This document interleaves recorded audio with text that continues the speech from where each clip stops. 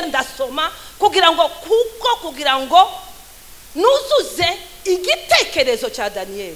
Imaginez, si nous sommes ici, c'est grâce à juste une idée d'une personne, un jeune homme qui est ici. Pour moi, ça m'a pris beaucoup de temps pour préparer ce message ou cet enseignement. Et pour cela, je l'ai fait juste pour accomplir l'idée d'un jeune homme. Socrate a beaucoup parlé sur sa philosophie était basée sur la pensée. Et il a dit que la pensée, il va au-delà de la personne elle-même. Il se peut qu'une personne peut s'asseoir ici, mais que dans ses pensées, il est déjà aux États-Unis. C'est-à-dire que les pensées que tu as qui sont aux États-Unis, c'est-à-dire que tu es déjà aux États-Unis. Quand tu te connais déjà, tu te comprends et tu exprimes ce qui est en toi, et toi aussi tu sens que tu as cette autorité. La chose qui tue les gens, c'est le fait de sous-estimer. Des fois nous oublions que le Seigneur nous a donné l'autorité de dominer de tout ce qui est sur la terre. Je vais te dire une chose que moi-même j'ai analysée. Moi-même personnellement. Quand je pense à une chose et que je vois que ça m'a pris du temps, souvent ça se passe. Ça se passe et je vois la chose. Et je développe la chose. Je cherche même les moyens pour les voir. Alors je te demande d'abord de te connaître toi-même.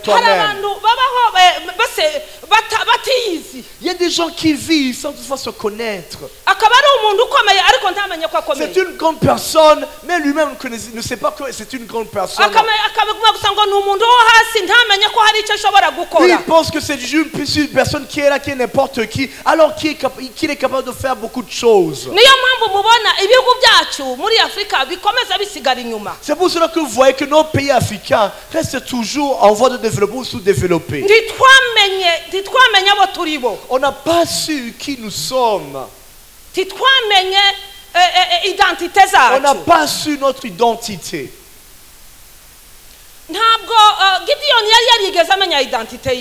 Par exemple, Gédéon n'avait pas su son identité, ne connaissait pas son identité.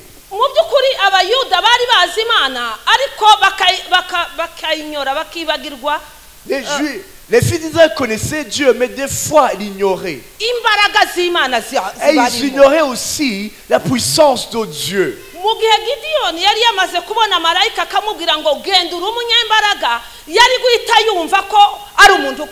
Quand Gédéon avait rencontré l'ange de l'Éternel et qu'il lui avait dit, il avait donné cet ordre disant, va combattre, vaillant héros, lui aussi à ce moment-là, il aurait compris qui il était et y aller.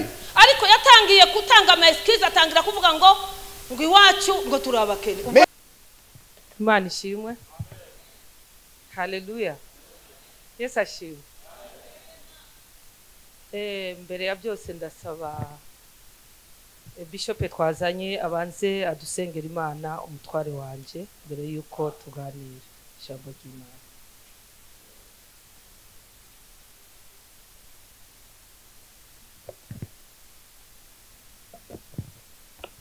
Turagushimiye mwami Yesu kuko uri Imana igira neza. Turagushima ko kuri Imana idukunda kandi waduhamagariye kwamamaza ubutumwa mu gihe gikwiye n'ikidakwiye. Turagushimira kuko umukozi wawe wahamagaye cyangwa se wahisemo kugira ngo ari ugabura ijambo ry'Imana muri uyu mugoroba. Abindogobe yo gutira ntaba ari ugaragara ariko hagaragare wewe mu buzima bwe. Kandi ijambo agiye kuvuga ariko mu butaka bwiza ryera imbuto nyinshi.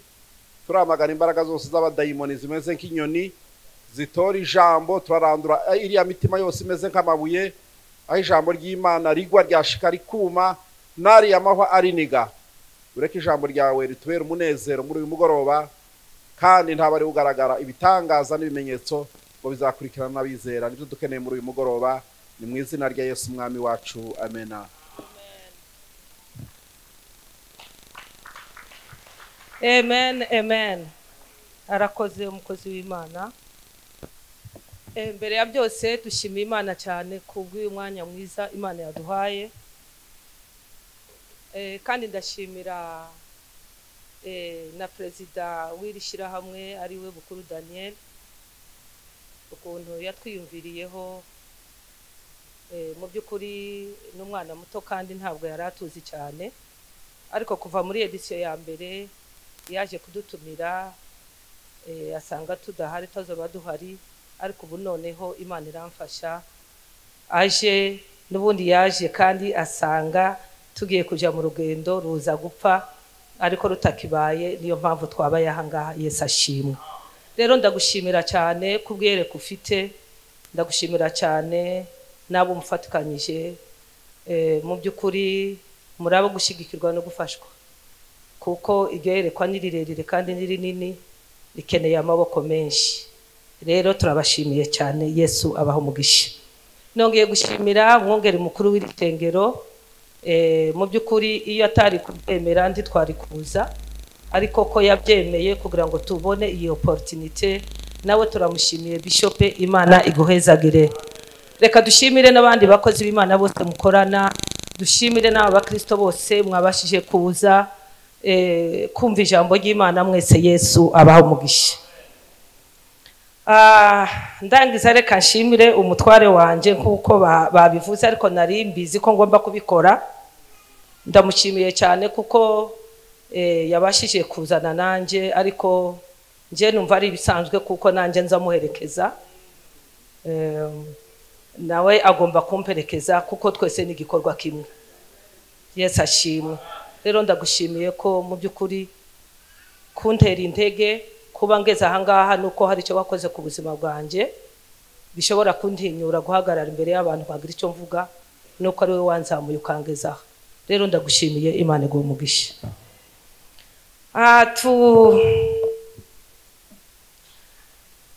Iri yerekwa ni ikintu gikomeye cyane, ni iyerekwa rikomeye cyane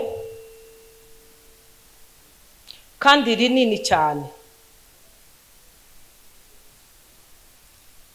Amaze kuza kundeba nagerageje kumubaza utubazo twinshi kugira ngo mbashe kumva relema icyo ashaka n'icyo ashaka kushikaho.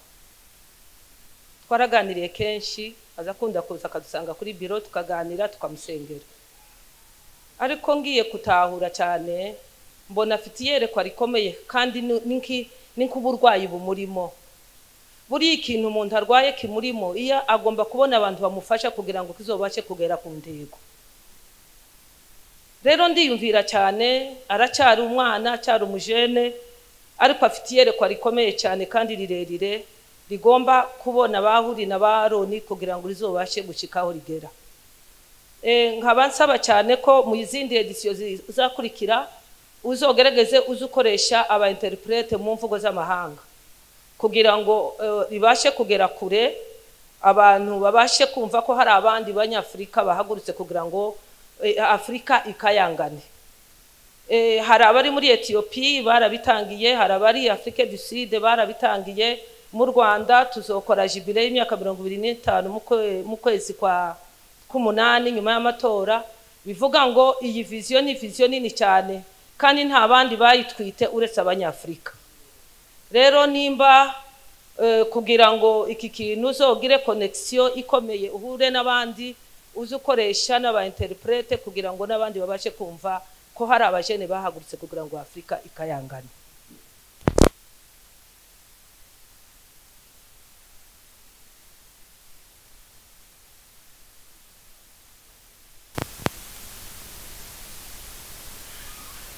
Ariko izi nyigisho n'abandi bagomba kuzumva, ntabwo zigarukira hano gusa, kuko abandi bagomba kuzumva hari mu Gifaransa, bakazumva hari mu Cyongereza, kuko iyi ni navuga ngo ni vision ya kontina, si vision ya communauté cyangwa igihugu. Rero iyo bimaze kuba ari ikintu kinini kireba kontina, ifo ko umuntu wese uri muri iyo kontina yumva icyo bashakaga kuvuga. Yesu ashimwe. Amen. Ndibaza ko mu by'ukuri inyigisho zanje ntabwo ziri burangire uyu munsi, sinzi ko nzobona undi mwanya muto kugira ngo nzirangize mumureka azamfashe. Bwana asifiwe. Amen. Na kibazo naze urakoze yandi Yesu agumuze. Iyi ni conférence yise ngo ni Africa Shine. C'est une conférence qu'on a intitulée Afrique brille. Ni ukuvuga ngo ni Afrika ikayangana. C'est-à-dire une Afrique qui brille. Ni Afrika isa neza. Une Afrique qui brille. Ni Afrika izobihinduye amateka. Une Afrique qui aura changé son cours de l'histoire. Hari uko isi izi Afrika. Il y a une façon, il y a une conception que le monde a de l'Afrique. Ariko nta bandi bagomba guhindura Afrika, ni twebwe tugomba kuyihindura. Il n'y a pas d'autres personnes qui doivent changer l'Afrique à part nous-mêmes. Biciye mu gushigikira vision nk'izi ngizi. À travers le soutien des visions comme celui-ci. Yambwiye ngo tuzoganira kuri teme ivuga ngo umuntu w'ingirakamaro. Et lorsqu'il m'a approché, il m'a dit que nous allons parler d'un homme de valeur. Umuntu w'ingirakamaro. Une personne de valeur. Reka Pastor Eric dusomere muri Esther igice cya 4 umurongo wa 14.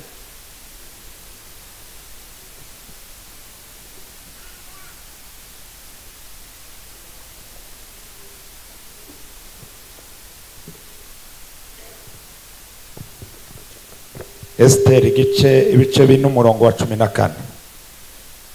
Kuko niwapfa kwihorera muri iki gihe takizobuza abayuda gutabagwa bakarokoka ariko bivuye ahandi, nayo weho n'ab'inzu ya so muzohona.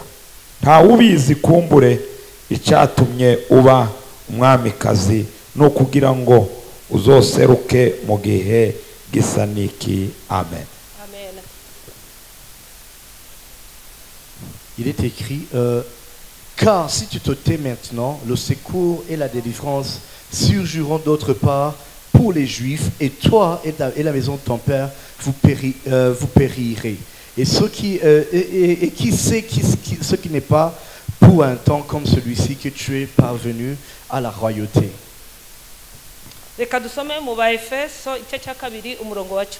On va lire dans Éphésiens chapitre 2, verset 10.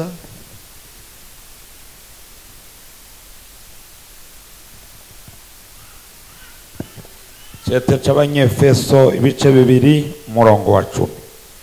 Kuko turi ibiremwa byayo twaremewe muri Kristo Yesu ngo dukore ibikorwa byiza ivy'Imana yateguye kera ngo tubigenderemo. Amen. Hallelujah. Car nous sommes son ouvrage ayant été créés en Jésus-Christ pour des bonnes œuvres que Dieu a préparées d'avance afin que nous les pratiquions. Gloire au Seigneur. Merci Pasteur Eric. Que Dieu vous bénisse. Amazina banyita Nahoza Neza Consolé, nari nibagiye kubibwira. On m'appelle Nahoza Neza Consolé. Nkaba ndi umushumba mu itorero rya Zion Temple. Et je suis pasteur à l'église Zion Temple. Nkaba ndi umufasha wa Bishop Laurent. Et je suis l'épouse du Bishop Laurent. Tukaba dufite abana batanu. Nous avons 5 enfants. Abahungu batatu n'abakobwa babiri. 3 garçons et 2 filles. Abakazana babiri n'umukwe. Nous avons 2 belles filles, un gendre. N'abuzukuru batanu. Et nous avons aussi 5 petits enfants. Alléluia. Alléluia. Ça c'est moi qui va vous prêcher.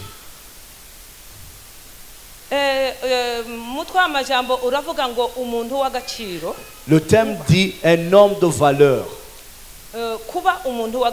Être une personne de valeur.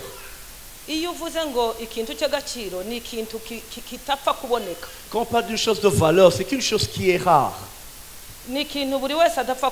On parle d'une chose qu'on ne peut pas trouver nulle part, comme on veut. Iyo tugiye kureba abantu b'agaciro, iyo uvuze ngo ukaje no muri Google ugashakisha abantu bagize agaciro ku isi, usanga ari minorité ari bakeya ku miliyari zingahe ziri ku isi. Quand on parle des hommes de valeur, même si on fait des recherches sur Google, on trouve qu'il y en a peu sur les 8 milliards que nous avons dans le monde. Murambabarira ntabwo ari prédication ariko ni enseignement ni inyigisho. C'est pas une prédication mais c'est un enseignement que nous allons partager. abantu kuba umuntu w'agaciro ni umuntu ufite icyo amariye abandi. Et être une personne de valeur, c'est que tu as quelque chose que tu apportes dans la société. Umuntu w'agaciro ni umuntu abantu bifuza kugira icyo bamukuraho. Une personne de valeur, c'est une personne que les gens veulent ils veulent avoir quelque chose de lui. Umuntu w'agaciro ni umuntu afite icyo yaha abandi. Une personne de valeur, c'est une personne qui a quelque chose à offrir. Iyo tureba mu mateka tuvuga ya Afrika, Par exemple, si nous regardons dans l'histoire de l'Afrique, nafashemo umuntu umwe nk'urugero. j'ai pris un exemple d'une personne. Umugabo witwa Mandela, Une personne qu'on appelle Mandela. uyu yari perezida wa Afrique du Sud. Nelson Mandela était le président de la République sud-africaine. Yavutse mu 1918. Il est né en 1918. Nagerageje gusoma amateka yiwe. Ni umugabo wavukiye muri famiye idakomeye yoroheje cyane. Quand j'ai essayé de vous faire des recherches sur sa vie, et j'ai trouvé qu'il est né dans une famille qui est modeste. Kandi baravuga ngo niwe wabaye uwa mbere kwiga mu muryango wabo. Et on dit aussi qu'il était la première personne à avoir étudié dans sa famille. Bivuga ngo ni umuntu mu by'ukuri batavuga ko famiye ye yari celebre, ariko yari umuntu wa famiye yo hasi, ariko mu by'ukuri yaje guhinduka uw'agaciro mu isi. Uyu munsi wa none birirwa baririmba ngo Mandela. En soi, c'est une personne qui n'est pas venue d'une grande famille, mais une famille modeste, mais qui est devenue plus tard une personne célèbre que presque tout le monde connaît. Amaze gutangira ishuri ryiwe, Lorsqu'il a commencé ses études, ngo yari umunyabwenge, c'était une personne intelligente. hanyuma aje kwiga université. Après, il a fait l'université. Amaze kwiga muri université, Après avoir fait l'université, nico gihe habayeho ikintu cy'amacakubiri muri Afrique du Sud. c'est là où il a commencé la ségrégation raciale en Afrique du Sud. Habaho ikintu cyitwa apartheid. On appelait ça l'apartheid. Hahandi umuzungu atashobora kwicarana n'umwirabura. Là où il y avait une certaine ségrégation, là où les blancs ne pouvaient pas s'asseoir avec les noirs. Hahandi wasangaga hari quartier z'abazungu gusa ugasanga na quartier z'abirabura. De la même façon, on trouvait qu'il y avait des quartiers pour les noirs, aussi des quartiers pour les blancs.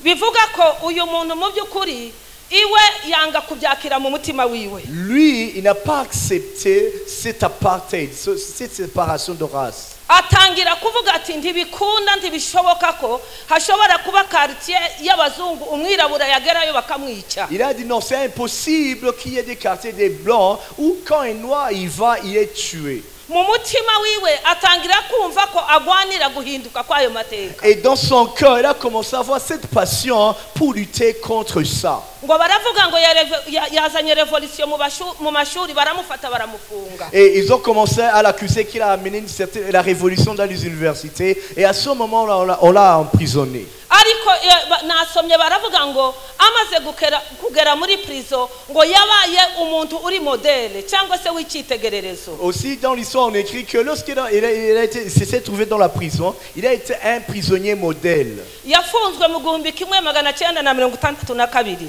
Il a été emprisonné en 1956. Arimo 62.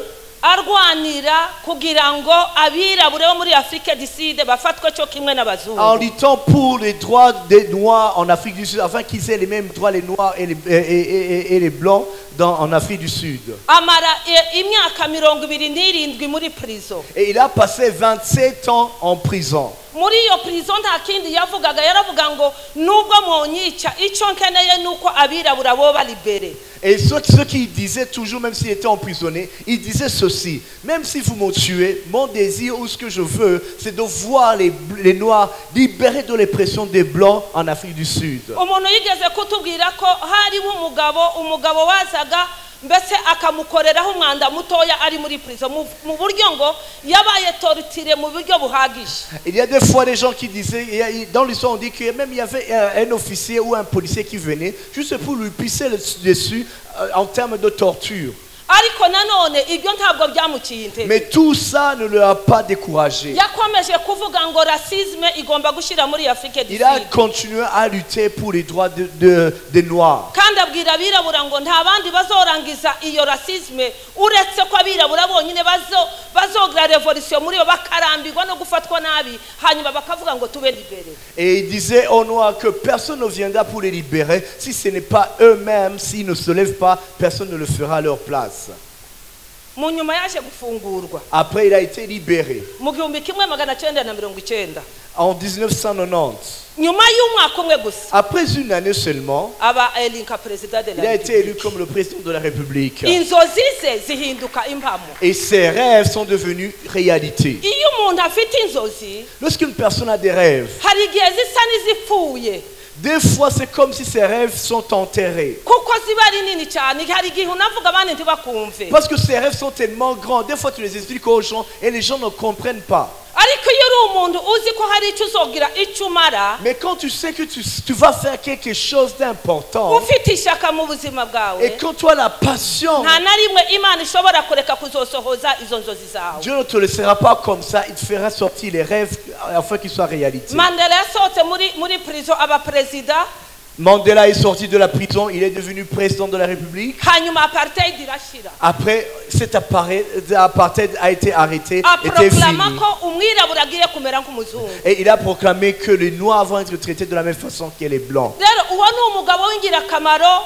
tuvuga tuzi twese tubanje kureka abo muri bibiliya. Ça, c'est une personne de valeur qu'on peut parler sans toutefois pas citer les personnages de la Bible. yaje gupfa afite imyaka 95. Il est mort à l'âge de 95 ans. iyo ugeze Londres mu Lorsque tu arrives Bwongereza, à Londres, uzohasanga monima ya Mandela. tu vas trouver un monument de Mandela. kandi abariya bongereza nibo bari barakolonije Afrique du Sud. Et les Anglais, c'était eux qui avaient colonisé l'Afrique du Sud. nibwo batokwemera hari umunsi bazokwemera. Même si tu n'acceptes pas aujourd'hui, il y aura un jour où ils ibirwanya vont inzozi t'accepter. zawe ibirwanya inzozi Ceux zawe qui combattent ta vision, umunsi zizoseruka zikagaragara abantu bazokwemera. le jour où ces visions, ces rêves vont se réaliser, les gens vont vous accepter. rero bene data ndashaka kubabwira ngo Alors, chers frères et sœurs, je voulais vous dire ceci. kugira ngo ugire umumaro si uko uba wiyanze.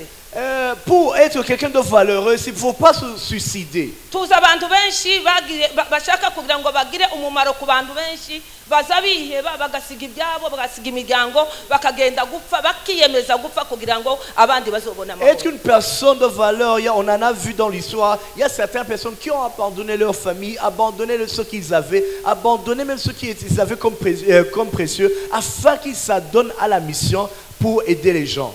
rero iyo tugeze muri bibiliya Quand on entre dans la Bible alors, ukareba muri Genèse cyangwa se itangiriro igice cya mbere umurongo wa 26 et quand on regarde dans Genèse chapitre 1er verset 26, imana irema Adamu quand Dieu créait Adam, hari ibyo hari amatiribisiyo yamuhaye. il y a certaines attributions que Dieu lui avait données. yamuhaye navuga ngo cahier de charge. Il lui a donné ce que je pourrais appeler comme cahier de charge. iyo cahier de charge kwari kuvuga ngo genda mu isi uzayidomine uyitegeke. Et ce cahier de charge était va dans le monde, domine-le, assujettis-le.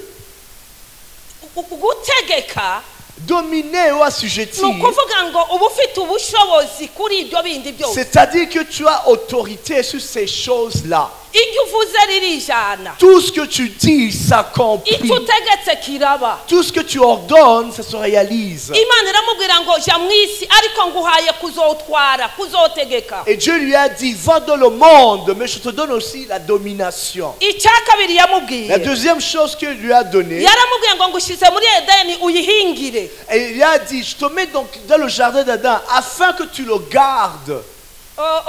muri sanse navuga pejorative isanzwe guhinga ni ahantu uza usanga ari urwiri ukahahindura hagahinduka hakaba fertile hari ahantu hadashobora guproduce. Afin que tu le cultives, c'est-à-dire que c'est comme si on te donnait un champ qui n'est pas qu'on n'avait pas encore utilisé, et tu cultives ce champ et ça devient un endroit merveilleux. ahantu hatari ikintu na kimwe bwacyo umunsi umwe abantu bakahasoroma icyo Un kurya. endroit où il n'y avait rien, mais un jour les gens se lèvent et commencent à travailler cette terre. mu buryo bundi ni ukuvuga ngo genda ibyo uzohasanga ubimenyeshe ubwenge ubyigishe. D'autres termes qu'on peut utiliser, qu'on peut donner par rapport à ce que Dieu lui avait donné, c'est que va informer, va donner de l'intelligence, donne de la connaissance. arongera aramubwira ngo uyirinde. Et Dieu lui a dit encore, va le garder aussi. mbese navuga ngo kurinda Alors quand je parle le fait de garder, ni ukurwanira ikintu navuga ngo ni kugitabara. c'est quand tu protèges une chose, quand tu défends une chose. iyo urimo uprotecting umuntu uba wifuza kugira ngo uwo muntu abe safe aba mu mahoro ntagire ikintu na kimwe kimuhungabanya. Quand tu protèges une personne, c'est quand tu essaies de faire tout ce qui est possible afin que cette personne vive paisiblement. Imana irongera uramubwira ngo ubyite izina. Et Dieu lui a dit aussi, va aussi nommer ce que je t'ai donné. Izina ni ikintu kidetermine umuntu ukamenya ngo batarakubwira ngo bamuanalyze ugahita umenya ngo ni umuntu uteye umeze ukunuku. Un nom d'une personne, c'est comme son identifiant. Quand tu entends seulement son nom, tu comprends qui est cette personne en avance. Par exemple, iyo bakubwiye ngo pasteur, ngo uriya ni pasteur, hari icyo uhita wimagine muri wowe batagusobanuriye, utamva ko ari umuntu w'amahoro, umuntu utanga ijambo ry'Imana, umuntu wese yakwegera, izina ridetermina uriwe. Par exemple, quand on dit telle personne c'est un pasteur, directement quand tu entends le mot pasteur, il y a cette image qui vient dans toi en tête, celle d'une personne qui est accueillante, qui aide les gens, qui partage la parole de Dieu. Iyo mvuze ngo umusirikare uhita ubona teni ukabona n'imbunda. Quand je parle d'un militaire ou d'un soldat, directement ce que tu vois, c'est son tenue militaire et son arme. Rero izina ni ikintu gikomeye cyane. Alors un nom, c'est quelque chose de très important. Ubwo bubasha nibwo Imana yahaye umwana w'umuntu. Alors cette autorité, c'est celle que Dieu lui a donnée à l'homme. Imana yahaye umwana w'umuntu kugira ngo abashe kudomina ibiri ku isi byose. Et Dieu lui avait donné cela afin qu'il domine sur toute chose qui est sur la terre. Ndashaka kubabwira ngo nta muntu wese utagira territoire yiwe domine. Et je me dis à toute personne qui est ici, chaque personne ici a son territoire de domination. Nimba utari pasteur w'ishengero iwawe uri chef. Si tu n'es pas pasteur de l'église, chez toi tu es chef. Nimba iwanyu utari chef mwishuri uri chef. Si chez toi à la maison tu n'es pas chef, peut-être qu'à l'école tu es un chef. Nimba mwishuri utari chef mu rungano rwawe uri chef hari akarere kawe nawe utegeka. Peut-être si tu n'es pas un chef à l'école, peut-être que ta génération, tu es un responsable. Tu as un endroit et un domaine où tu domines. Automatiquement tu domines, urategeka. En d'autres termes, tu domines. Ubwo ni ubushobozi rero Imana yaduhaye. Ça c'est l'autorité que Dieu nous a donnée. Haba hasigaye kuyidevelopa muri wowe wenyine ngo umenye ese ndakora iki. Ce qui reste, c'est à toi de développer afin de savoir ce qu'il faut faire ou pas.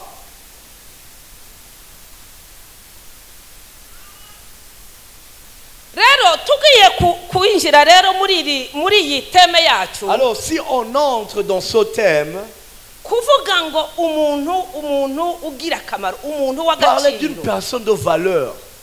nakuyemo ibintu umuntu agomba kwibaza bine bishobora gutuma umenya ko uri umuntu w'agaciro. Alors j'ai trouvé dans ce thème quatre questions qui peuvent t'aider à savoir si réellement tu es une personne de valeur. Ndashimira Aimable cyane bimwe yabivuze hano. Je remercie Aimable parce que certaines choses il a déjà dit ici. Mu by'ukuri byantangaje cyane. Ça m'a beaucoup étonné personnellement. Numvise yavuze igice cy'inyigisho Il a zanjye parlé au nateguye. moins la moitié de ce que je vais enseigner. Rero iyo uvuze ngo umuntu w'agaciro kugira ngo ube umuntu w'agaciro, Alors pour umuntu être une ufite personne de umumaro, valeur, une personne de valeur, hariho ibintu bine ugomba kwibazaho kandi il ukisubiza. y a quatre choses ou quatre questions que tu dois te poser et y répondre aussi. Ikibazo cya mbere La première question, uzovuga ngo ndinde, tu dois te poser, qui suis-je? identité yawe, ukamenya identité Tu yawe. dois connaître ton identité d'abord. Icya kabiri, La deuxième chose, ninde mutoza wanje, qui est mon mentor? umutoza wanje. Qui est mon mentor? Icya gatatu, Troisième chose, uyu mwanya ndimo muri iki gihe ni igihe gikwiye ko hari icyo nokora cyangwa ntacyo le nokora. temps dans lequel je suis, est-ce que je dois faire quelque chose? Qu'est-ce que je dois faire? Mu gihe urimo Dans le temps dans lequel tu te trouves, ugomba kwibaza ese muri iki gihe ni favorable kugira ngo mbashe kugira akamaro. tu dois te poser cette question. Est-ce que dans ce moment-ci, est-ce que c'est un moment favorable pour que je puisse faire quelque chose de bien? Ikibazo cya kane, La quatrième question, na yahe ma potentialite, ni ubuhe bushobozi bundimo. quel est le potentiel qui est en moi? Amen. Amen. Iyo umaze kumenya uwo uriwe, Quand tu sais déjà qui tu es ukagira umuntu ukurera umumenta et wawe, que tu as un mentor ukamenya igihe urimo, et que tu connais le temps dans lequel tu te ukamenya trouves imbaraga ugira n'ubushobozi et que ugira, tu connais ton potentiel, uzugira akamaro. tu deviens quelqu'un de de valeur. Amen. Amen. sende muzamwandika mwebwe hano Est-ce que vous écrivez? ni pasiteri wenyine C'est le bishop écrit. unasura bandikira bose Est-ce que... yesu ashimwe cyane Gloire au Seigneur. reka mbabwire ibikorane nk'ibi bigirwa ni seminaire muzamwandika kuko nawe Laisse-moi vous biragufasha dire, des assemblées comme ça sont des séminaires. Il ikintu faut écrire, ça va vous ikintu aider. wanditse tuzi ukibagirwa Les choses que tu écris, tu ne l'oublies pas. iyo wanditse ikintu Quand tu automatikima écris, kija mu mutwe ça entre aussi dans ta tête. ariko mufite memoire zikomeye cyane Mais Yesu peut-être vous abamugisha. avez des mémoires qui fonctionnent très bien. reka tuganire ku kibazo cya mbere ndinde Alors, on va parler de la première question. Qui suis-je? kumenya identite yawe Connaître ton identité. ukamenya uwo uriwe Connaître qui tu es. amen Amen. sinshaka kuvuga ngo kumenya ngo uri mwene nde Je ne oya veux pas que tu saches, que dises que je suis le fils de tel ou fille de tel. Ibyo- Non, ibyo ni dépassé ça c'est dépassé. kwimenya wowe urinde Te connaître toi-même, qui es-tu? umufilozofe witwa sokrate Un philosophe qui s'appelle Socrate, yaravuze ngo connais-toi toi-même il a dit ceci un jour, connais-toi toi-même. imenye wowe ubwawe Ou connais-toi toi-même. mu by'ukuri nta muntu uzi undi Réellement, personne ne connaît notre personne. ariko umuntu ariyizi Mais toute personne se connaît lui-même. ushobora kwiyirengagiza ukaza wikamufura ariko uriyizi Tu peux t'ignorer, mais tu te connais. amen Amen. amen Amen. uzi identite yawe Tu connais ton identité, même si tu... sokrate yashaka kuvuga ngo uko ibitekerezo zawe biri ni kuri Alors, Socrate voulait dire ceci. Telles tes pensées sont telles que tu es aussi. mbese no mu ijambo ry'imana mu migani haravuga ngo uko ibitekerezo byawe biri ni kuri Même la Bible le dit en proverbe en disant ceci. Telles sont tes pensées telles que tu es aussi. iyo uri umuntu wo hasi cyane niko ibitekerezo byawe biba biri Si tu es quelqu'un qui se sous-estime, c'est-à-dire que même temps tes pensées te sous-estiment. iyo uri umuntu wa ambisiyo nini uzi uba umuntu munini Quand kandi tu as uri des muto gens, qu'il y a une personne qui a des grandes ambitions, c'est cela que tu verras qu'il y a des personnes qui deviennent des grandes personnes. ikintu kitwicaje aha ni igitekerezo gusa cy'umwana mutoya yatekereje ariko murabona ko cyaduhagurukije twese mu by'ukuri nariyumviriye cyane kugira ngo mprepare timugire ngo napfuye kubizuka mu gitondo naratekereje ndasoma kugira ngo nuzuze igitekerezo cya Daniel. Imagine, si nous sommes ici, c'est grâce à juste une idée d'une personne, un jeune homme qui est ici. Pour moi, ça m'a pris beaucoup de temps pour préparer ce message ou cet enseignement. Et pour cela, je l'ai fait juste pour accomplir l'idée d'un jeune homme. Socrate yavuze cyane ku bintu bijyanye n'ibyiyumviro n'ibitekerezo. Socrate a beaucoup parlé sur, sa philosophie était basée sur la pensée. Avuga ko ibitekerezo ari ikintu kiza kija kure cyane y'umuntu. Et il a dit que la pensée, il va au-delà de la personne elle-même. Hari umuntu ushobora kuba yicaye ubunyine ahangaha ariko ari muri Amerika. Il se peut qu'une personne peut s'asseoir ici, mais que dans ses pensées, il est déjà aux États-Unis. Ni ukuvuga ngo ibyo byiyumviro byawe wiyumvira muri États-Unis uko waba uri umunyamerika. C'est-à-dire que les pensées que tu as qui sont aux États-Unis, c'est-à-dire que tu es déjà aux États-Unis. Iyo umaze kwimenya uwo uriwe Quand tu te connais déjà, uza witahura tu te comprends ukagaragaza ibikurimo et tu exprimes ce qui est en toi. ukabasha kumva ko ufite ubushobozi. Et toi aussi, tu sens que tu as cette autorité. Ikintu cyishe abantu cyane ni ukwisuzugura. La chose qui tue les gens, c'est le fait de sous-estimer. Tuza twibagirwa ko Imana yaduhaye ubushobozi n'ububasha bwo kuba hejuru y'ibindi Des fois, byose. nous oublions que le Seigneur nous a donné l'autorité de dominer de tout ce qui est sur la terre. Ndashaka kukubwira neza ikintu nanje namaze gukorera analyse. Je vais te dire une chose que moi-même j'ai analysée. Ndi njyewe ku giti cyane. Moi-même personnellement. Iyo ntekereje ikintu nkumva gifashe umwanya munini muri Quand njyewe. je pense à une chose et que je vois que ça m'a pris du temps, Kenshi kirasohora. souvent ça se passe. Kigenderamo Ça se passe et je vois la chose ndakidevelopa et je développe la chose. ndashakisha n'inzira kugira ngo Je cherche nzokigeraho. même les moyens pour les voir. Rero ndagusaba ngo wowe wimenye. Alors je te demande d'abord de te connaître toi-même. Hari abantu babaho batiyizi. Il y a des gens qui vivent sans toutefois se connaître. akaba ari umuntu ukomeye ariko ntamenye ko akomeye C'est une grande personne, mais lui-même ne sait pas que c'est une grande personne. akabiguma gusa ngo ni umuntu wo hasi ntamenye ko hari icyo ashobora Lui, gukora il pense que c'est une personne qui est là, qui est n'importe qui, alors qu'il est capable de faire beaucoup de choses. niyo mpamvu mubona ibihugu byacu muri afurika bikomeza bisigara inyuma C'est pour cela que vous voyez que nos pays africains restent toujours en voie de développement ou sous-développés. ntitwamenye abo turi bo On n'a pas su qui nous sommes. ntitwamenye identite On n'a zacu pas su notre identité. ntabwo gidiyoni yari yarigeze amenya identite yiwe Par exemple, Gédéon n'avait pas su son identité, ne connaissait pas son identité. mu by'ukuri abayuda bari bazi imana ariko bakayinyora bakibagirwa Les fils d'Israël connaissaient Dieu, mais des fois ils l'ignoraient. imbaraga z'imana Et ils zibarimo ignoraient aussi la puissance de Dieu. mu gihe gidiyoni yari yamaze kubona marayika akamubwira ngo genda uri umunyembaraga yari guhita yumva ko ari umuntu ukomeye Quand Gédéon avait rencontré l'ange de l'Éternel et qu'il lui avait dit, il avait donné cet ordre disant, va combattre, vaillant héros, lui aussi à ce moment-là, il aurait compris qui il était et y aller. ariko yatangiye gutanga amaesikizi atangira kuvuga ngo iwacu ngo turi abakene Mais il a commencé à donner des excuses en disant, chez nous, nous sommes pauvres. ngo kwa papa ngo ni abaherezi Chez mon père, je suis le cadet.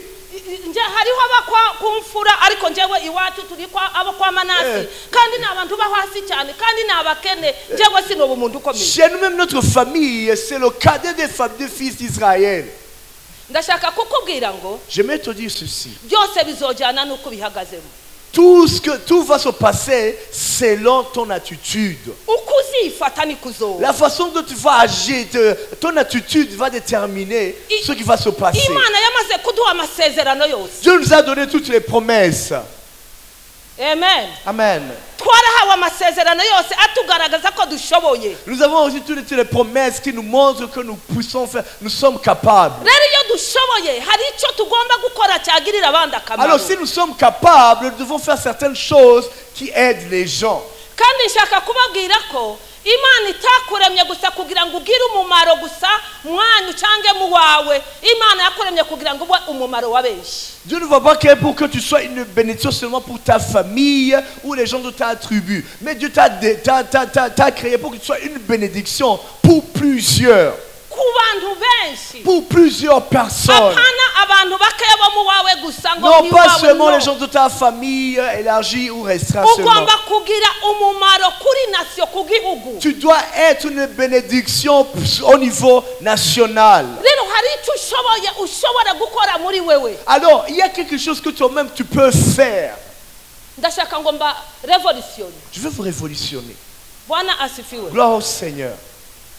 turashoboye Nous sommes capables. kuko imana yaduhaye ubwo bushobozi Parce que Dieu nous a donné cette autorité. usomye mu bagalatiya igice cya gatatu umurongo wa 16 Quand tu lis dans Galates chapitre 3 verset 16, ijambo ry'imana riravuga ngo la Bible dit, mwese muri abana b'imana mubiheshejwe na kristo vous tous vous êtes enfants de Dieu en Jésus-Christ. umwana mu nzu Un enfant dans la maison, niwe avuga ngo niwe nyiri byose tout ce qui est dans la maison lui appartient.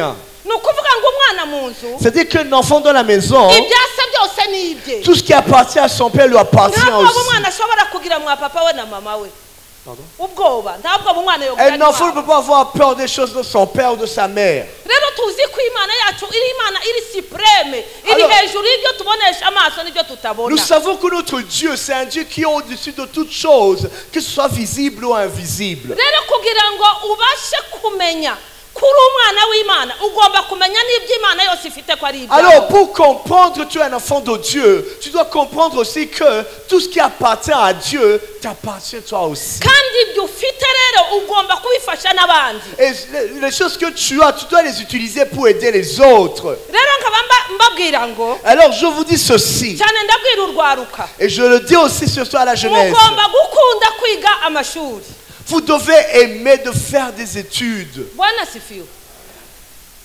ishuri ntiribora Les études ne périssent pas. igihe byanze ishuri rirakora Quand ça ne marche, les études vont t'aider. kandi hari umuryango ukingurwa na diplome. Aussi, il y a des portes qui s'ouvrent grâce au diplôme. hari aho utoshika kubera yuko udafite profile Il y a runaka. des endroits où tu ne peux pas arriver parce que tu n'as pas un tel profil. hari aho utokwicara kubera yuko udafite profile Il y a runaka. certains endroits où tu ne peux pas t'asseoir parce que tu n'as pas un tel profil. yego benshi ahangaha ko baraja muri etazini ko baraja muri etazini Venez aux États-Unis. benshi niyo vision bafite niyo rêve bafite. Plusieurs ici ont cette vision, ce rêve d'aller aux États-Unis. ndashaka kukubwira neza ko Je voulais te dire bien ceci. nuja muri etazini utarize uzakomeza uba imbata y'abandi. Si tu vas aux États-Unis alors que tu n'as pas étudié, tu vas rester esclave des autres. Allo ariko nimba warize Mais si tu as étudié, niba si tu as étudié, uzoba imbata umwaka umwe. tu seras juste un esclave une année. uzokorera labani umwaka Tu vas umwe travailler pour la banque juste une année. uhaye wiga kwinjira muri système. Juste le temps d'apprendre le système, comment ça uhaye fonctionne. ukora amaformation. En faisant des formations nyuma seulement. y'umwaka umwe Et après une année, uzicara ku ntebe yo muri biro. tu vas t'asseoir dans un bureau. uko niko kuri. C'est ça la vérité. urufunguzo ni iki? La clé, c'est quoi? ni ishuri. C'est les études. amen Amen. amen. Amen. dukunda amashuri. Aimons les études. amashuri azafungura ubwenge bw'umuntu. Les études ouvrent ta connaissance. uza wicarana n'abakomeye kubera Tu amashuri. t'assois avec des grands à cause des études. uza ukora ibintu bihambaye kubera kubumenyi. Tu fais des grandes choses à cause de la connaissance que tu as. imana yabwiye adamu ngo ugende ukultive ubundi ni apprendre ni ukwiga. Dieu a demandé à instruire à Adam, va cultiver, c'est-à-dire va apprendre. nimba mufite ama opportunité yo kwiga ni mwige. Si vous avez des opportunités pour faire des études, va étudier. etazini n'est pas le ciel ntabwo ari ijuru. Les États-Unis, ce n'est pas le ni ciel. mwisi. C'est sur terre. isi y'inyuma y'isi. C'est sur terre. kuko bariya bizi icyo kuexploita abantu. Parce que eux, ils savent comment exploiter les gens. abazungu bazi kuexploita Les abantu. blancs savent exploiter les gens. baza bagukoresha imirimo y'agahanya wamara kunanirwa bakakujugunya ntiwazana Ils gusezerera. vont t'utiliser. Après, lorsqu'ils t'ont fait qu'ils n'ont plus besoin de toi, ils vont te rejeter. nabonye abantu bahengamye kubera guterura imizigo. J'ai vu des gens qui ne sont plus bien à cause des sacs qu'ils portent. ngaho niho muraririye kwirukira. Et c'est là où vous voulez aller. ni mwige. Étudier. ishuri ryawe muri etazini rizakora. Et tes études vont t'aider aux États-Unis.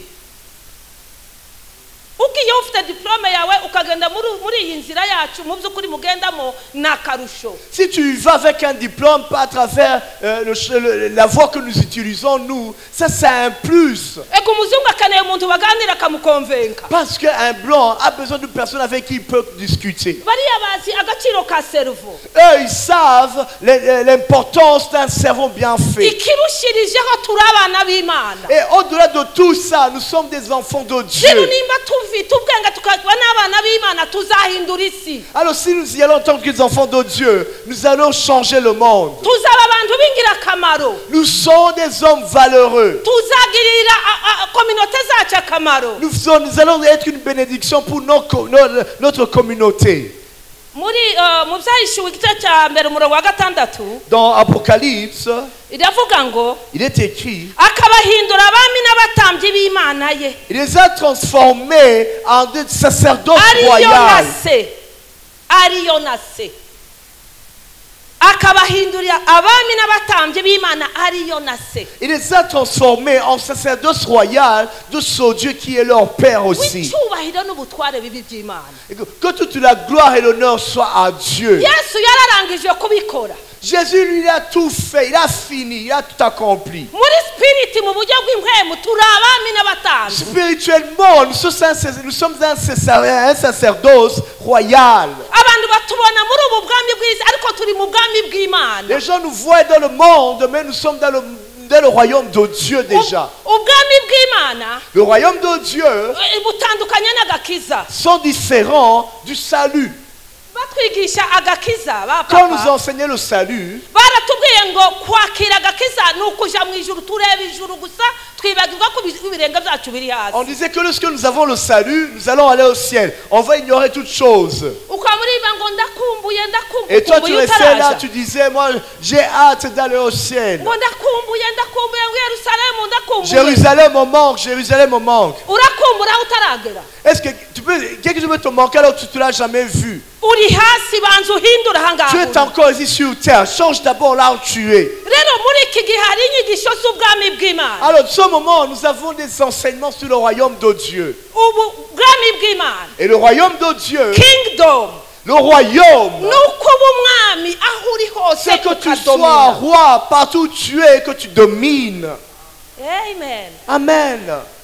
Bwana asifiwe. Gloire au Seigneur. Nimba uri ku kibanza cyawe mu isoko uhaye ucuruza Quand tu es au marché là où tu fais ton commerce, kariya gateritware ukakadomina, domine ton territoire. kubera iki? Pourquoi? Kubera yuko uri umwami. Parce que tu es un roi. Umwami ahari Et aragaragara, là où le roi est, ça se manifeste. umwami ahari ntiyinyegeza. Là où il y a un roi, ça se voit. Abantu bose b'iruhande rwawe hariya hariho umuntu udasanzwe. Les gens diront que dans cet endroit, il y a une personne qui est extraordinaire, qui ubu n'est pas... rero turi mu nyigisho kugira ngo Afurika ikayangane nuko tugendera mu bwami bw'Imana. Alors pour que l'Afrique puisse briller, il faut que nous marchions selon le royaume de Dieu. ubukristo si ubwo tugaragariza hano mu La vie rusengero, chrétienne, ce n'est pas celle que nous manifestons ici à l'église, ariko nubwo tugaragariza aho turi mais hose. c'est cette vie que nous manifestons partout où nous sommes. Bwana asifiwe. Gloire au Seigneur. Bwana asifiwe. Gloire au Seigneur. Haleluya. Alléluia. niba ucuruza Alors si tu fais du business, du commerce, garagaza Imana muri wewe. manifeste Dieu à travers niba uri toi. umunyeshuri Si tu es un étudiant, garagaza Imana hajya mu ishuri. manifeste Dieu là où tu es. nimba uri umwarimu Si tu es un enseignant, garagaza Imana muri enseignement. manifeste Dieu dans ubwo nibwo l'enseignement. bwami bw'Imana. C'est ça le royaume de Dieu. Yohana yaje asemerera Jean est venu en criant. avuga ngo nimwihane Il disait, repentez-vous, ngo kuko ubwami bw'Imana bwegereje. car le royaume de Dieu est proche. ubwami bw'Imana nuko aho turi hose batubona mu Le Imana. royaume de Dieu, c'est que partout nous sommes, ils voient Dieu en nous. rero iyo uri umwami ntiwisuzugura. Alors quand tu es un roi, tu ne te sous-estimes pas. Amen. Amen. Haleluya. Alléluia. ntiwisuzugura. Tu ne te sous-estimes pas. ujye ugenda wikubita ku gati uvuga ngo uko biri kose Imana yangize umwami muri Marche Kristo avec Yesu. fierté en disant, quoi qu'il en soit, Dieu a fait de moi un roi. numara kumenya iyo identification yawe Quand tu sauras qui tu es, ntabwo buzogira. tu n'auras plus peur. aho uri hose tidwa domina ugomba ku Partout où tu seras, tu vas dominer. influence aho uri Tu vas hose. influencer partout où tu es. influence muri famille yawe. Tu vas bavuga ngo, influencer dans ta iyo famille. kanaka adahari ibintu Il birapfa. dit quand telle personne n'est pas là, les choses ne vont pas bien. niba umuntu uinfluence Sois akarere quelqu'un urimo qui influence là où tu es. kugira ngo niwapfa bazamenye ngo ahaba. Afin que quand tu mourras, sache qu'il y a un homme qui est passé par là. reka tuba abantu b'ingirakamaro. Soyons des hommes valeureux. reka tuje ku ijambo rya kabiri. On va parler de la deuxième chose. kugira ngo ugire akamaro Pour être quelqu'un de valeureux, ugomba kugira umutoza, tu dois avoir un mentor, umukoci. un coach. Amen. umutoza Un coach. akaba umuntu ukuyobora, Quelqu'un qui va te guider.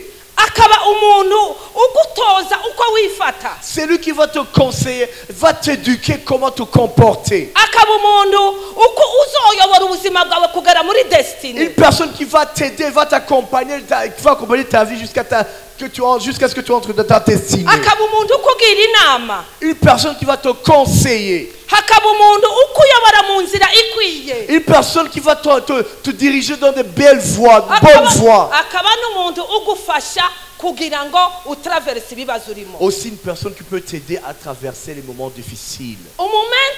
umutoza Un mentor, aba icyitegererezo cyawe, il est ton modèle. kandi ni umuntu ufite experience kugusumba. Aussi, c'est une personne qui a une grande expérience par rapport à celle que tu as. rero iyo wagize umutoza mwiza, Alors, quand tu as un bon mentor, nawe uba umukozi mwiza. toi aussi, tu deviens un bon serviteur. ariko ikibazo dufite muri iki Mais gihe, la question que nous pouvons nous poser, le problème que nous avons abantu benshi aujourd'hui, ntibagira abatoza, aba role model. modo. Plusieurs personnes n'ont pas de mentor, n'ont pas des gens qu'ils ont comme un exemple. Ntibagira une personne de référence ashobora kureba ndarebera kuri runaka cyangwa ndamubaza kanaka kugira ngo bigende gutya we wakoze iki. Ils n'ont pas de personnes de référence, des personnes à qui peuvent demander des questions afin qu'ils puissent atteindre leur destinée. Nasanze Mandela yari afite umugabo wamufashije mu buzima bwose kugira ngo agere kuri iriya Et j'ai trouvé victoire. que Mandela avait aussi une personne qui l'a aidé afin d'accomplir tout ce qu'il a accompli. Ndakurahiye nta muntu n'umwe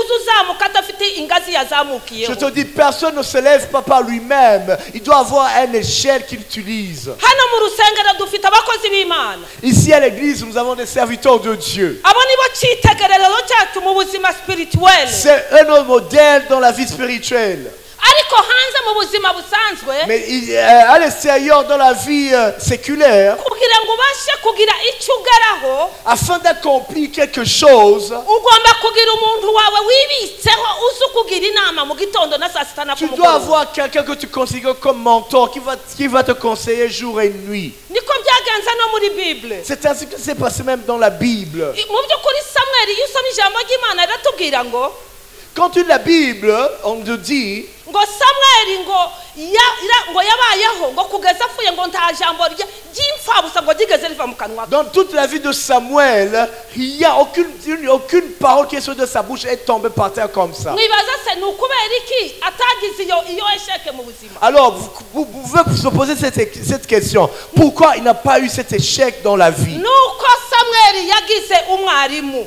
C'est parce que son père a été son enseignant. Eli yamubereye umumento umukoci. Et Élie était son mentor. Uzobisoma muri Samuel wa mbere icyo cya gatatu umurongo wa 4 gushika ku wa 9. Tu vas lire dans 1 Samuel. Nyina amaze kumubyara. Lorsque sa mère a accouché, après avoir été né, Umwana amaze gucyuka amuzana mu nzu y'Imana. lorsque l'enfant avait sevré, Samuel lui a apporté dans la maison du Seigneur. Kuko ari wa muhigo yari yarahigiye Imana. Parce que c'est la promesse que Samuel avait fait à Dieu. Amaze kumuzana Samuel ntabwo yari azi ijwi ry'Imana. Samuel, lui, ne connaissait pas encore la parole de la voix de Eli Dieu. yari azi ijwi ry'Imana. Mais Élie, lui, le sacrificateur, Élie, lui, connaissait la voix de Dieu. Hariho ba Eli bawe bashobora kukubwira ngo ciye inzira niyo izakugeza kuri destine y'ubuzima. Il y a des Élie aussi qui vont te montrer les bonnes voies à suivre. Kugira ngo ugire akamaro Pour que tu sois quelqu'un de valeureux, babitubwiye neza aha ngaha. on l'a déjà dit ici. Nta kintu na kimwe umuntu yovuga ngo ni wowe wa mbere ugikoze. Tu ne peux pas venir et se vanter que c'est toi la première personne à faire une chose. Ibintu byabatangiwe kera ibyo uhaye ukora none hari abandi babitangiye barapfa n'abandi babirimwe bazopfa bizogenda ni continuer. Tout ce que tu fais aujourd'hui, il y a d'autres personnes qui l'ont fait avant toi. Toi aussi tu vas le faire, tu vas mourir et les autres vont continuer à faire ce que tu as fait. Rero gerageza usome urebe bariya aho batsinzwe aho bagiriye amasheke naho bagiriye mbese navuga réussite. Alors, essaie de te documenter aux gens qui ont fait la même chose que toi, là où ils ont échoué ou là où ils ont réussi aussi. Ibyo bizatuma ugenda kandi ugashika kure. Cela va t'aider et tu vas aller loin. Bizatuma ugera kuri success y'ibyo wifuza. Et cela va faire que tu atteignes le succès. Bizatuma ushobora gufasha abandi. Et cela va faire que tu puisses aider les autres. Rero twavuze ko kugira akamaro kushika ubu ngubu iyo ugeze muri Israel uzusanga imva ya Samuel icunzwe iri ahantu hakomeye cyane amadini yose ahurira. Quand tu vas en Israël, tu verras que le tombeau de Samuel, c'est un des tombeaux qui est le plus gardé, car tous les religions y viennent pour le célébrer. Twarababajije kubera iki kumva ya Samuel ariho ubona abantu bose bahurira. Alors j'ai demandé pourquoi sur la tombe de Samuel, il y a plusieurs gens. Baratubwira ngo Samuel niwe muhanuzi ukomeye wabashe gukora ibikorwa bikomeye muri Israel. Ils nous ont dit que Samuel, c'est le seul prophète qui a fait des grandes choses en Israël. Uwo yasize abami. Lui, il a oint des rois. Uwo mugabo nta jambo ry'imfabusha ryigeze kuva mu kanwa ngo Et ritakare cette personne, tout ce qu'il a dit, s'est accompli. bivuga ngo yagize umutoza mwiza. C'est-à-dire qu'il a eu un bon mentor. Umutoza Un mentor. ningo kugira aho wavutse. C'est d'avoir là où tu es né. Bwana asifiwe. Gloire au Seigneur. Yesu ashimwe cyane. Gloire au Seigneur. Umuntu azaza akaba mu rusengero Une personne peut être dans une église mu by'ukuri akabaho gaca umunsi umwe ukumva ngo yabaye apotre. Et le lendemain, tu entends un jour, il s'est te proclamé apôtre. Atagira itorero. Alors qu'il n'a même pas d'église. Ababishope bari mu kwa ababishope batagira ama église. Des personnes sont devenues des bishops alors qu'ils n'ont même pas des églises. Ibyo ni ukuticara ngo abantu bige. Ça seulement, c'est l'ignorance qui fait ça. Ubundi kugira ngo ube pasteur hari ibyo ugomba kuzuza. Normalement, pour être pasteur, il y a certaines choses que tu dois accomplir. Kugira ngo ube bishop hari ibyo ugomba kuzuza. Pour être bishop, il y a certaines qualifications qu'il faut avoir. Kugira ngo ube apotre hari ibyo ugomba kuzuza. Pour être un apôtre, il faut certaines qualifications. Ariko kubyuka mu gitondo ukabiba kandi utarabitojwe. Mais se lever un jour, un matin, dire je suis apôtre alors que tu n'as même pas été éduqué par rapport à cela. Ibyo byose bigira amaherezo kandi uraferinga uko biri kose. Tout ça, ça a une fin, mais aussi tu vas échouer. Ariko Samuel yarukaga yumvaga ijwi akiruka akaja kureba Eli. Mais Samuel, lui, quand il entendait une voix, il courait vers Élie. Ubundi Eli ni wa wundi ugutoza ukwereka inzira iza kugeza hariya ejo hawe heza haza. Élie, c'est lui qui t'éduque, c'est lui qui te montre la bonne voie à suivre. Ni benshi muri Bible Il sino y en a barangije. plusieurs personnes qu'on pourrait citer dans la Bible. Iyo ugiye kureba Barnabas nawe yabaye umutoza wa Paul. Quand on regarde aussi Barnabas, il a été aussi un mentor pour Paul. Uzabira mu byakozwe n'intumwa igice cya 9 umurongo wa 26 gushika kuri 27. Tu vas trouver ça dans Actes des Apôtres chapitre 9. Amateka ya Sauli yaragoye cyane mu bajuife kuko baramutinyaga. À cause de l'histoire de ce qu'il avait fait dans le passé, Paul était craint par les Juifs. Amaze guseruka i Yerusalemu abigishwa bose baramuhunga. Et lorsqu'il est venu à Jérusalem, tous les apôtres l'ont fui. Baravuga ngo yaje kubica. Et ils ont dit qu'il est venu pour les tuer. Baravuga ati ntibishoboka ko twokorana n'umuntu w'umwicanyi ngo On a dukorane dit on ne umurimo peut pas w'Imana. travailler avec une personne qu'on sait qu'il est assassin déjà. Barnabas araza aramutemonya aramubemeza aravuga ngo ntakiri wa wundi mwari muzi yahindutse igikoresho Et cy'Imana. Barnabas, il est venu à témoigner pour lui devant l'assemblée. Il a dit, n'est plus l'homme que vous connaissiez avant. Il est devenu un nouvel homme. Barnabas baza bakwemeza imbere y'abatatwemera. Les Barnabas, c'est eux qui parlent pour nous devant les gens qui ne nous acceptent pas. Umumenta ni umuntu ukuvuganira neza kuko ari umutoza wawe ukaba umudisiple wiwe ndaho yosanga bakwandaza cyangwa kwirukana bakumerera nabi ngo areke kukubura. Ton mentor, c'est lui qui va te plaider pour toi. Là, on ne t'accepte pas, là, on ne te connaît pas parce que lui, il te connaît. C'est lui qui t'a éduqué. Ni benshi bagiye batozwa muri Bibiliya kugira ngo abashe gukora ibikorwa byiza uyu munsi turimo tuvuga amateka. Il y en a plusieurs, c'est plusieurs qui ont été éduqués grâce à leur mentor pour qu'ils puissent faire des grandes choses que nous voyons aujourd'hui, que nous parlons Mordecai aujourd'hui. rero yabaye umutoza mwiza wa Esther. Mardochée, lui, il a été un bon mentor pour Esther. Bwana asifiwe. Gloire au Seigneur. Haleluya. Alléluia. Mordecai yari umuntu uciye ubwenge niko novuga. Mardochée, c'était quelqu'un de sage, de très sage. Yakoraga ibwami ariko akamenya amabanga yo mu bwami. Il travaillait au palais et il connaissait aussi le secret du palais. Ni umugabo wari waratahuye identite yiwe. C'est un homme qui avait compris qui il est. Muribuka Hamani aje kumura ngo ntaza mupfukamira. Et vous vous rappelez quand Haman est venu lui demander pourquoi il s'agenouille pas devant lui. Hamani atangira kubiganiriza umugore we. Et Haman commençait à parler de cela à sa femme. Umugore we aramubwira Et son épouse lui a dit, usangwa ari umuyuda. alors s'il est un juif, Niba ari umuyuda s'il est juif, ntashobora kugupfukamira. il ne pourra pas s'incliner devant toi. Iyo ni identite yamuhaye agaciro mu mirimo iciriritse. Ça, c'est l'identité qu'il a donné de l'importance alors qu'il travaille. Il avait un poste qui n'avait pas beaucoup de valeur. Umuririmbo w'108 umuririmbyi waririmbye neza aravuga ngo njyewe ndi umukristo nzohora ndiwe mu bihe byose gushika. C'est lui qui a écrit la chanson 108. Il a dit, moi je suis chrétien et je le resterai pour toujours. Uyu mugabo rero Mordecai Alors cet homme Mardochée, niwe wari yakara Esther aramubwira ko barashaka uzoja mu cyimbo cya Vashiti.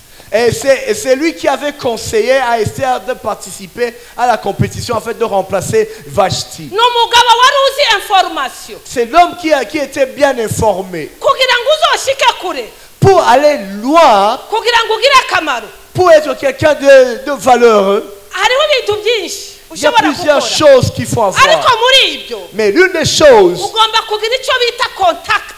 tu dois avoir des contacts. Contact. des connexions. ukamenya ngo ngeze muri iyi domaine no hamagara uyu nguyu yagira icyo Et amfasha. dire, et se dire, si je suis dans tel domaine, je peux appeler tel et tel parce que je sais. il icya peut kabiri m'aider. ugomba kugira Et information. la deuxième chose qu'il faut avoir, c'est l'information. buriya kutamenya amakuru abantu bakora amafuti. Parce qu'à cause de manque d'information, les gens font des bêtises. kutamenya amakuru abantu baratungurwa. Le fait de ne pas connaître les informations, plusieurs personnes sont surprises. ariko iyo wamenye amakuru uripanga. Mais quand tu sais les informations, tu sais comment aussi comment te comporter. Mordecai yamenye amakuru kandi ari umuzamu.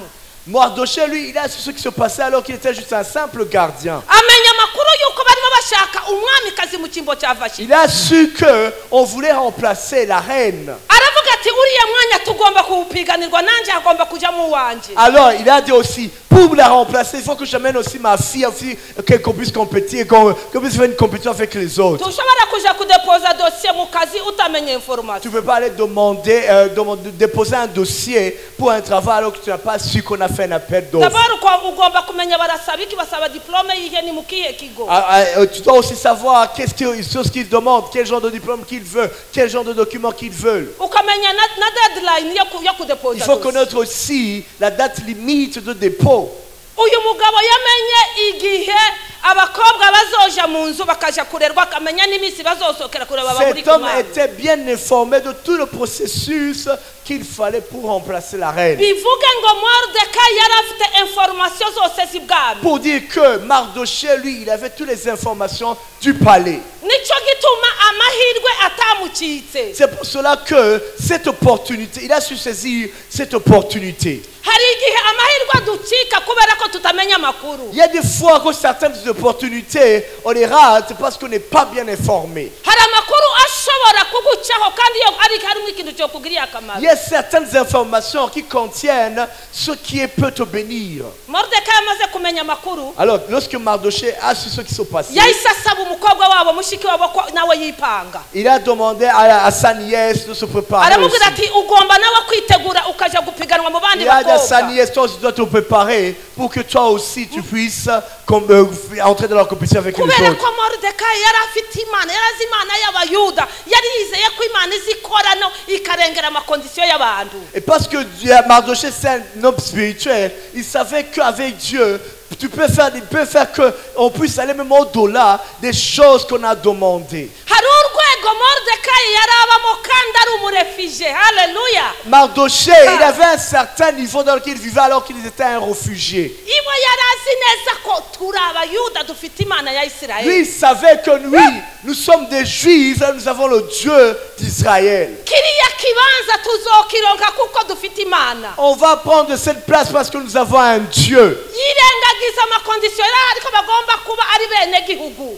Il a ignoré de toutes les conditions qui disaient que tu devais être de nationalité locale, mais il a ignoré tout ça. buri offre yose mu gihugu kondisiyo ya mbere bagiye gutanga akazi bavuga ngo ubu uri umunasiyono. Dans chaque offre, la première condition qu'on met, chaque offre d'emploi, on mentionne que tu dois avoir la nationalité urumva ndibaza ko locale du pays dans lequel tu te icyo trouves. kintu nacyo cyashoboye kubaho. Parce que cette chose aussi a toujours existé. ariko Mordecai yarabyirengagiza. Même Mardochée a ignoré cette indication. yirengagiza ayo mategeko y'igihugu. Il a ignoré cette loi. aravuga ngo dufite imana irenga ayo mategeko ya Il a bene dit, igihugu. nous avons un Dieu qui est au-dessus de toute loi. tugomba gutanta amahirwe yacu kandi icyo tuzi ni uko tuzobona On doit victoire. tenter notre chance. Est-ce que nous savons que nous allons aussi gagner cette compétition? yohereza Esther. Alors, il a envoyé Esther. aramubwira ngo ntukavuge ubwoko bwawe, Et il lui a dit, ne parle pas de ta nationalité, de qui tu es. ntukavuge uri. Ne dis pas qui tu es. icyo bazoguha aricyo uzafata. Prends tout ce qu'on va te donner. ntugashike ngo ushanuke usabe ibintu nk'abandi, wowe uzi ukekeka gusaba guha icyo bakugeneye. Toi, ne demande pas tout ce que tu veux comme les autres. Non, toi, accepte tout ce qu'on va te donner. umumenta aza kwinjiza ahantu abandi badashobora gushika. Ton mentor te fera entrer là où les autres, tu ne peux pas y arriver toi toi-même. umumenta ni urufunguruzo ruza rugukingurira imiryango ikomeye. Ton mentor, c'est lui, c'est comme la clé qui peut t'ouvrir des grandes portes. umumenta aza kwicazanya n'abami. Ton mentor te fera asseoir avec des rois. ugomba rero gushakisha umuntu ugukocinga kugira ngo ubashe kugira umumaro. Tu dois chercher un mentor pour que tu sois une personne de valeur. Mordecai aramujyana kugeza abaye umwamikazi. Mardochée l'a accompagnée jusqu'à ce qu'elle est devenue reine. amategeko arasohoka aravuga ngo Hamani itegeko ngo bice abayuda. Et Haman sortit une loi qui disait qu'il fallait tuer tous les juifs. Moridekayi w'icyo yahise yumva amaze gusoma izo nzandiko yahise amenya ko ibwami dufite icyitso. Et Mardochée, lorsqu'il a su l'information, il a su que dans le palais, ils avaient une personne influente. Hari icyitso ibwami. Nous avons une personne influente au palais. Ufite icyitso muri presidence nta muntu wo gukoraho. Quand tu as une personne influente à la présidence, personne ne peut te toucher. Ndibuka mu gihugu cy'ababanyi. Je me rappelle dans le pays voisin, limitrophe, mu Rwanda. au Rwanda, ngo hariho umuprofesere wa kaminuza i Butare. il y avait un professeur de l'université à Butare. Akazi karashira. Un jour, son travail est fini.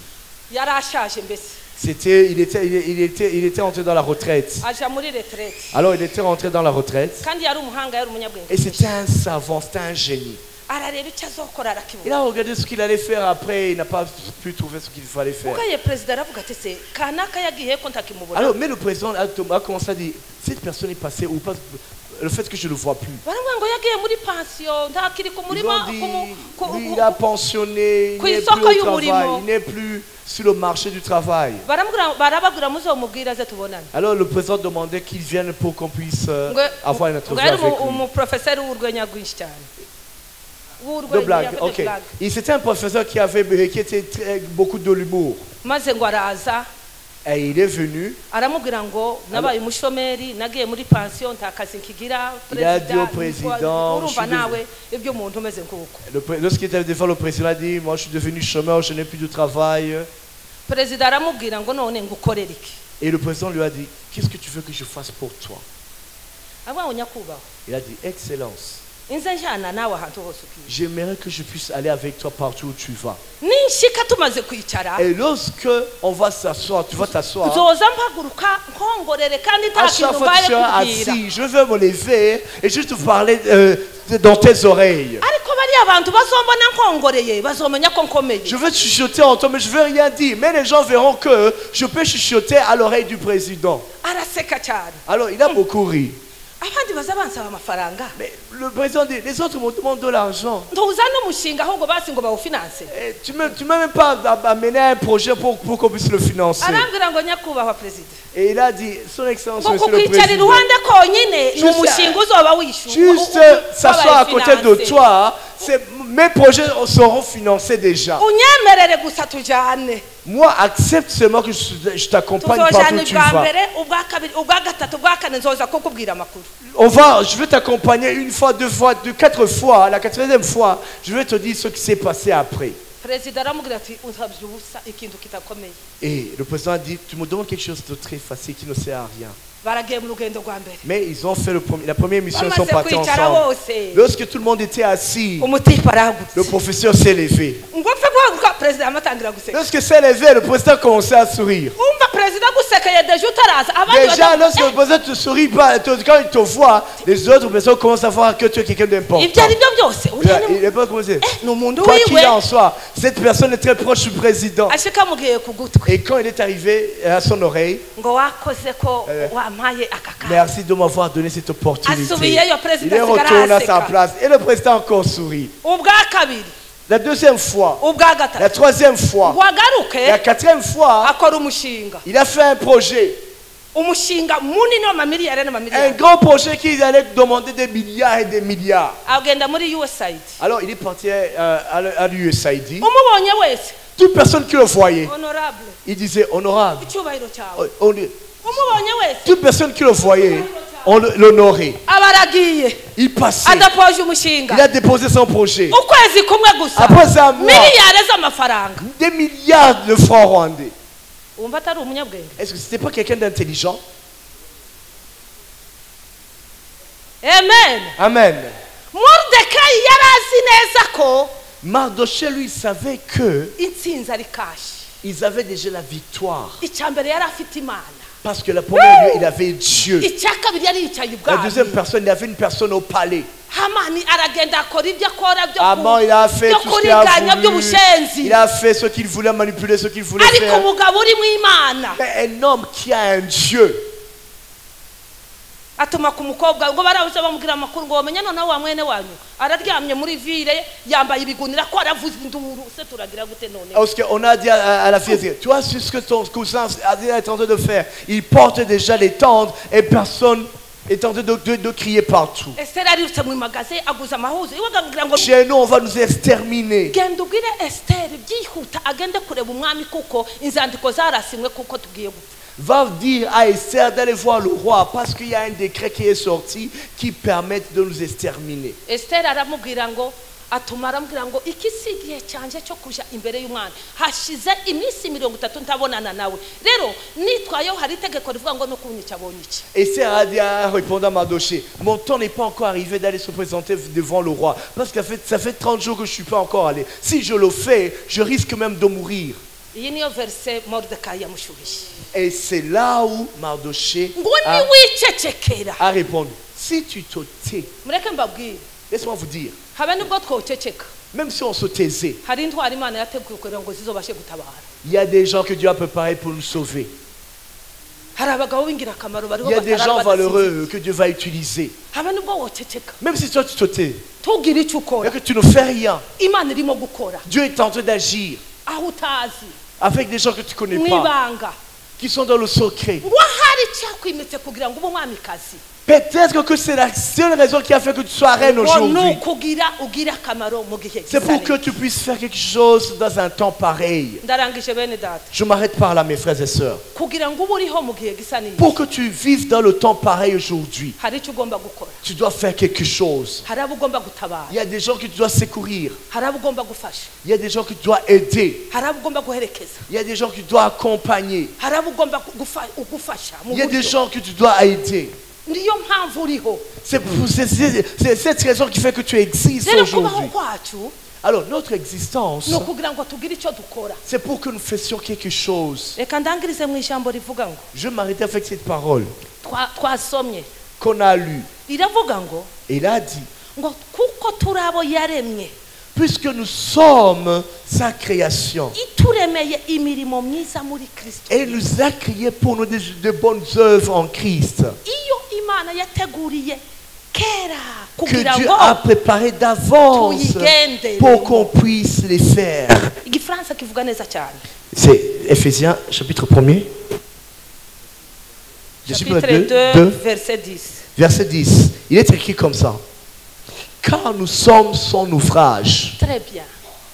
Car nous sommes son ouvrage, ayant été créés en Jésus-Christ. Alléluia. Pour de bonnes œuvres que Dieu a préparées d'avance afin que nous les pratiquions. Oh, alléluia. Ouvrage.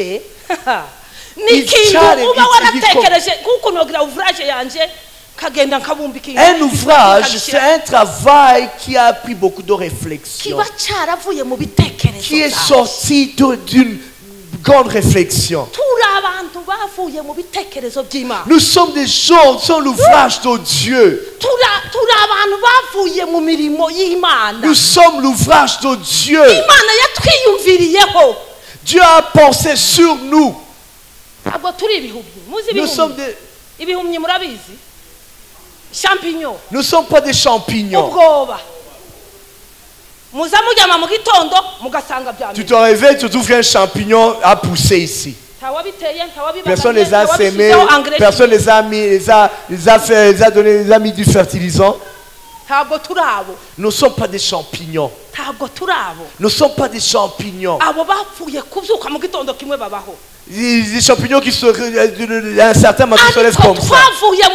Mais nous sommes venus d'une grande réflexion de Dieu. Afin que tu puisses pratiquer toute bonne œuvre en Jésus-Christ. Si tu es capable, fais du bien. Fais du bien là où tu es. Fais du bien. Parce que demain, on ne sait jamais. On ne sait jamais. On ne sait jamais. twaremewe imirimo myiza yose muri Kristo Yesu Nous avons été créés pour de bonnes œuvres en Jésus-Christ. kandi turaba akamaro muri Kristo Yesu Et nous sommes des gens qui bénissent, de valeureux en Jésus-Christ. kandi Imana yacu idufitiye gahunda nziza ku buzima bwacu Et Dieu a un bon projet sur nos vies.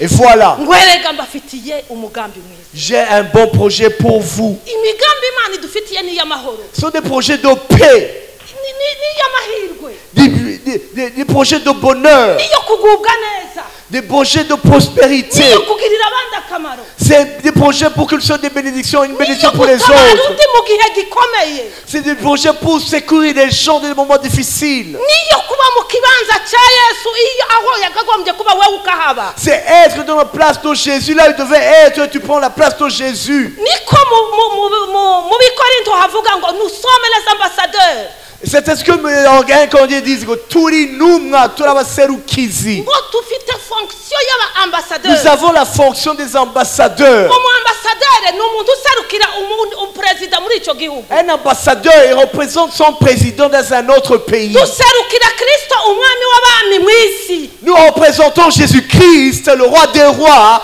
dans le monde. ntimugire icyo mutinya bene data Alors n'ayez plus peur de rien. ubwoba bubavemo Que cette peur vous quitte. Imana yaduhaye intsinzi Dieu nous a donné la nous avons victoire. la victoire éternelle Nous faisons iyo Yamaho. ntsinzi izahoraho ibihe bidashira Cette victoire est éternelle. rero icyo tugomba gukora ni iki Alors ce que nous sommes appelés de faire est celui-ci. tumenye abo turi bo Connaissons qui nous sommes. tugire n'abantu badufasha kugira tuzogera aho Et tugera ayons aussi des gens qui nous aident à accomplir ce que Dieu nous a donné. Imana ibahe umugisha Que Dieu vous bénisse. Imana ibagirire neza Que Dieu vous fasse du bien.